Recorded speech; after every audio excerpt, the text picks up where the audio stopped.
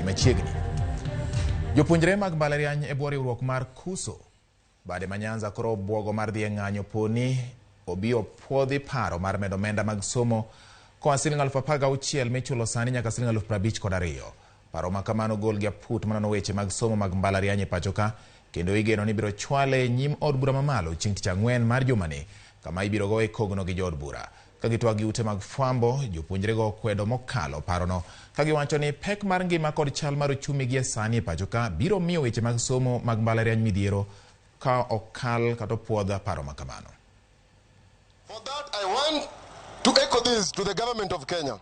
Kindly, number one, increase the help loan, as you said during your campaigns.